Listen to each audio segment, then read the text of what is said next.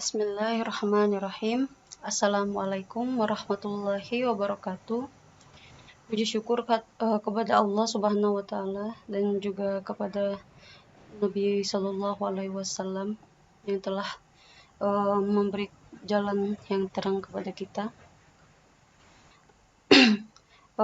Terima kasih yang sebesar-besarnya kepada pembimbing 1 Profesor Dr. Jufriyadi Naam, Eskom Mkom, dan juga kepada pembimbing 2 Dr. Andes Yuhandri, Eskom Mkom, yang telah memberikan kesempatan untuk presentasi sidang tesis ini. Nama saya Nurmaleni. Di sini saya akan menjelaskan mengenai judul tesis IoT dalam penyebaran informasi merek kopi si pahit lidah Besema menggunakan metode Design Thinking 101.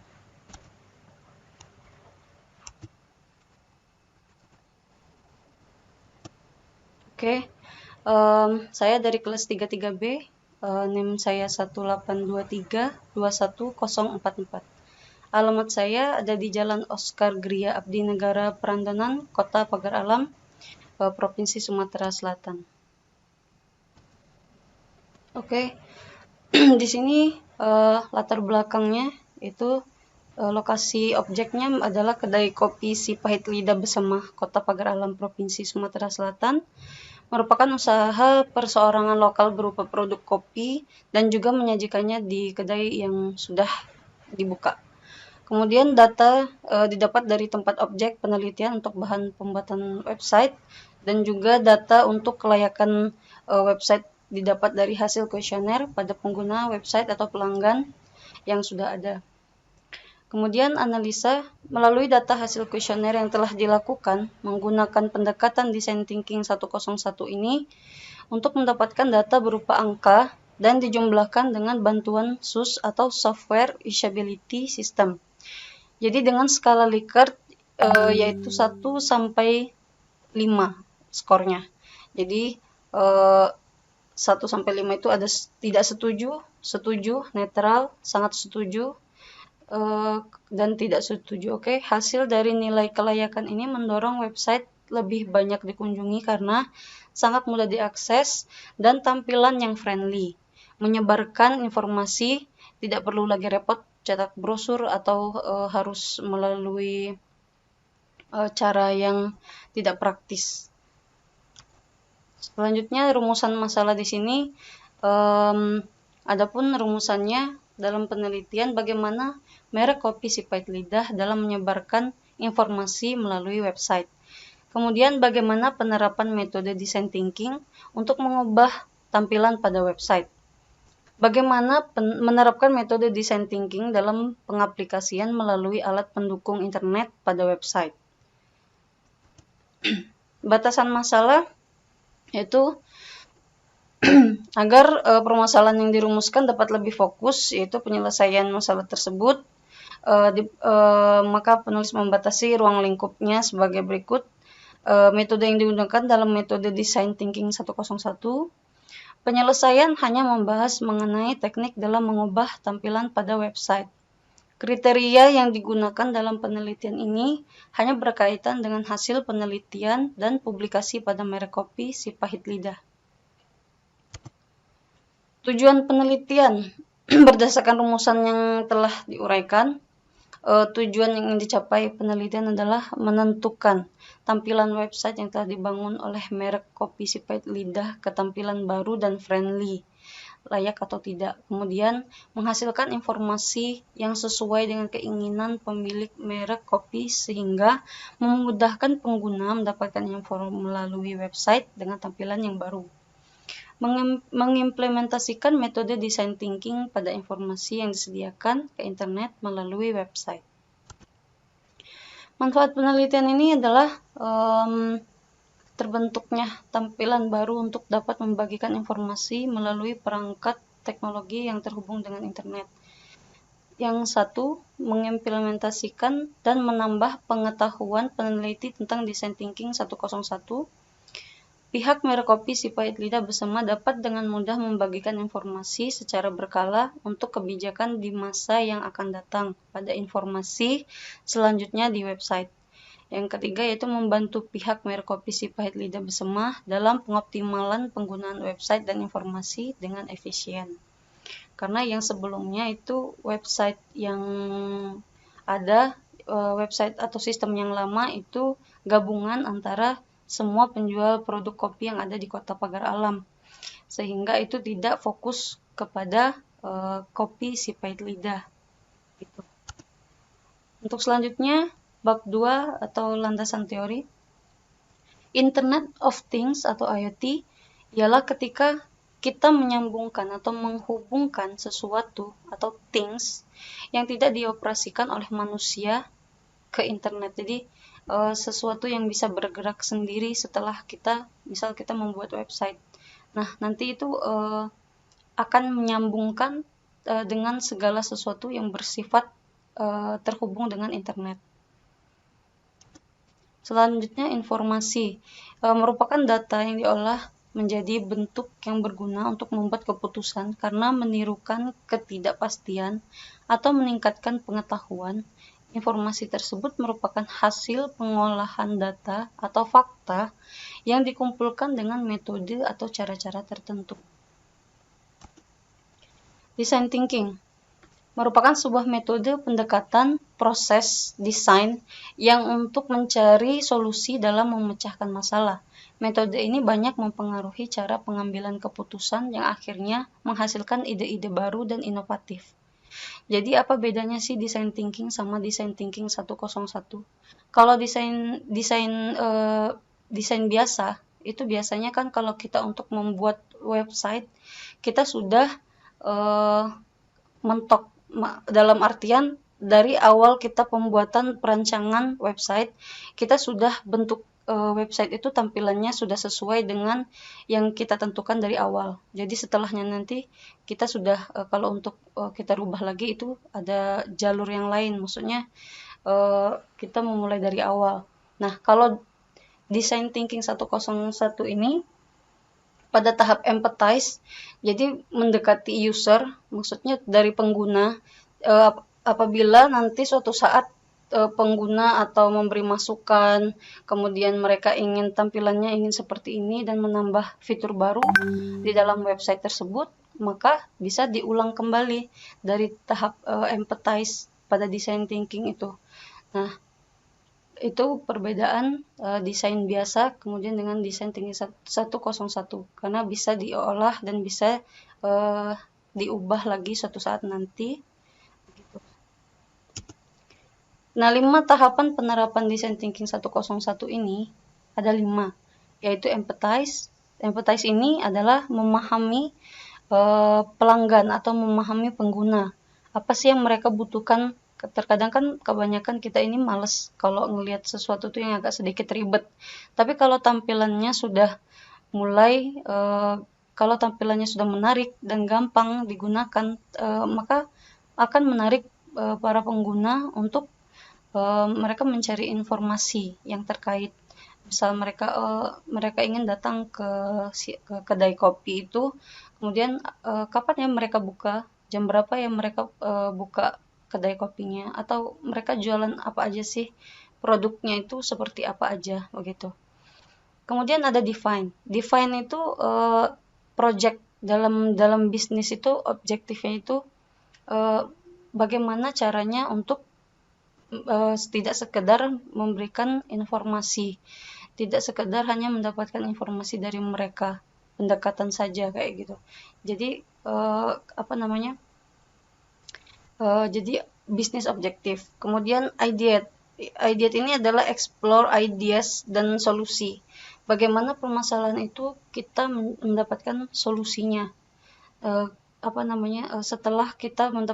Setelah pendekatan melalui user dengan empathize dan define, maka timbullah satu ide yang untuk kita solusi itu untuk kita gunakan, kita terapkan melalui prototype. Setelah kita bangun, sudah kita rancang visualisasi dengan ide dan solusi itu tadi, kemudian kita tes. Nah, setelah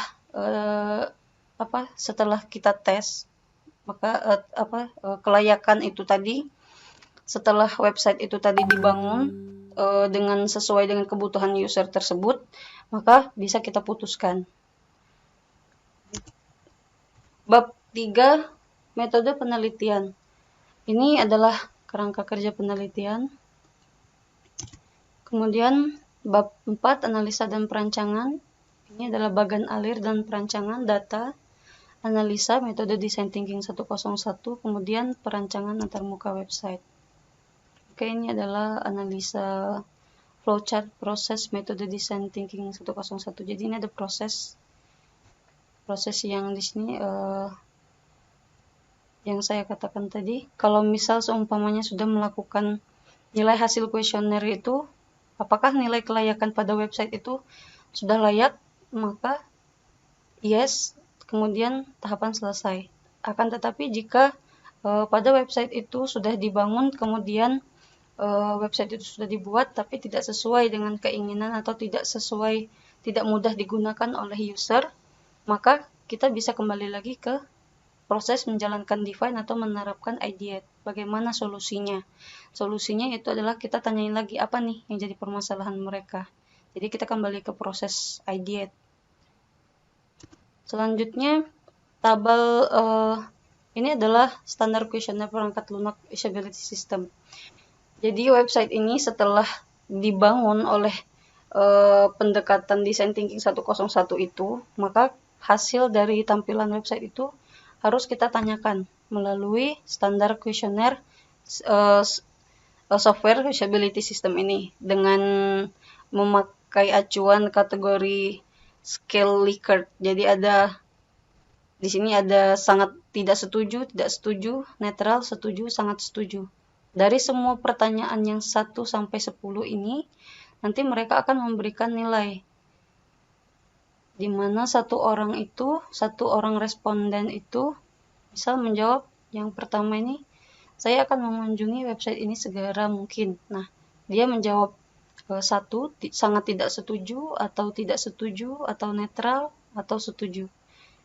Nanti hasil dari itu, jadi melalui form Google Questionnaire disebarkan dengan pertanyaan standar dari SUS ini, kemudian untuk mendapatkan nilai skor. Setelah itu ditujukan pada pengguna yang berusia 17 sampai 45 tahun. Selanjutnya, berikut data responden dari kuesioner. Ini data para responden yang awal tadi.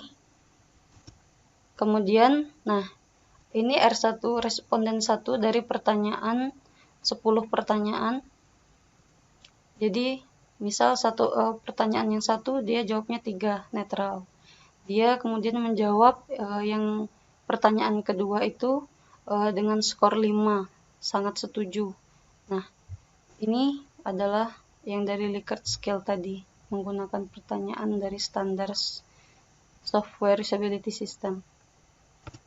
Nah, kemudian dari hasil tabel angka tersebut kita jumlahkan untuk mendapatkan skor software usability system.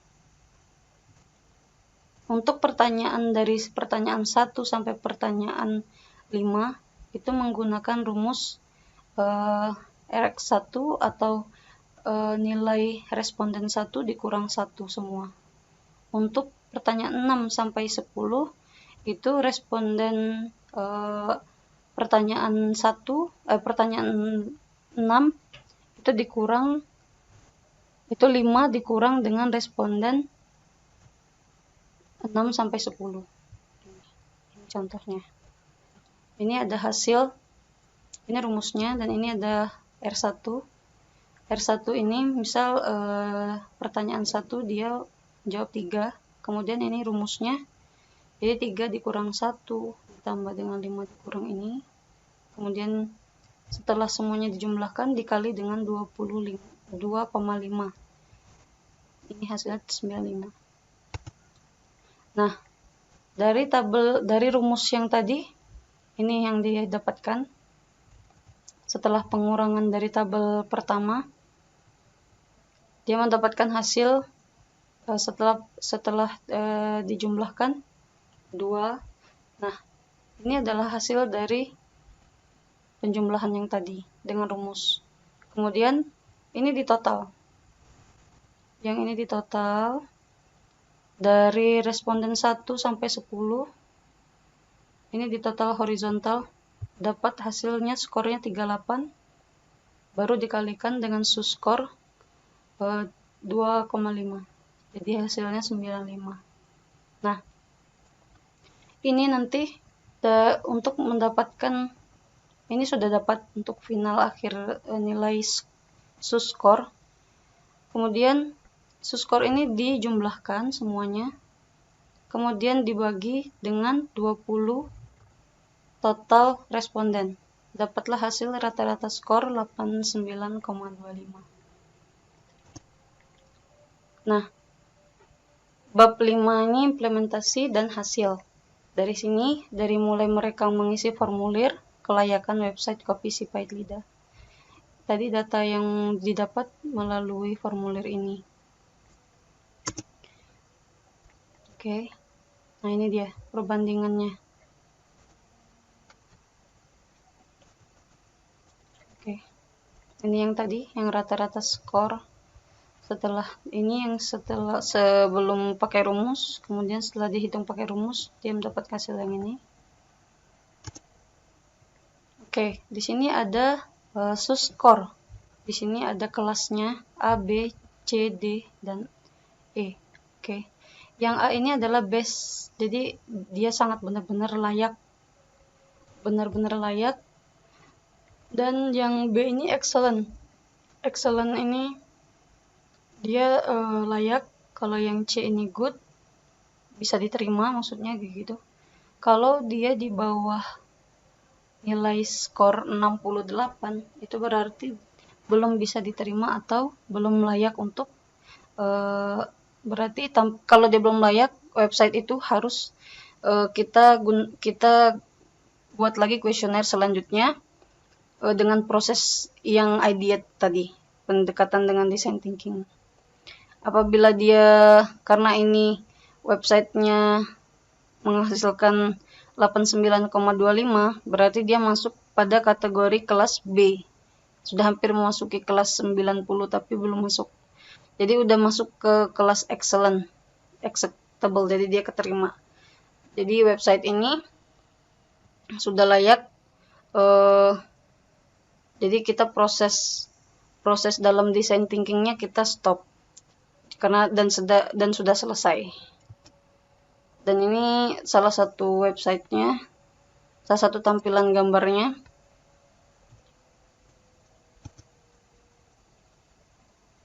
Jadi pengguna tidak harus login dulu. Jadi semua umum bisa lihat di sini. Jadi ada pilihan kalau misalnya mereka mau daftar member atau tidak member, atau join untuk tidak join. Jadi semua bisa mengunjungi, ini bebas. Untuk di sini juga ada produk harga. Kalau misalnya nanti ada para pengguna mau ngecek kira-kira berapa ya harganya, perbandingan mungkin mau beli, oh kopi ini enak, kopi yang itu enak, kayak gitu. Jadi lebih mudah, lebih friendly, dan di sini juga ditampilkan pada website ini alamat atau lokasinya. Gitu. Oke, sekian, terima kasih. Maaf atas segala kekurangannya. Terima kasih untuk waktu yang sudah diberikan kepada pembimbing. Nama saya Nurmalini, MKOM kelas 33B. Assalamualaikum warahmatullahi wabarakatuh.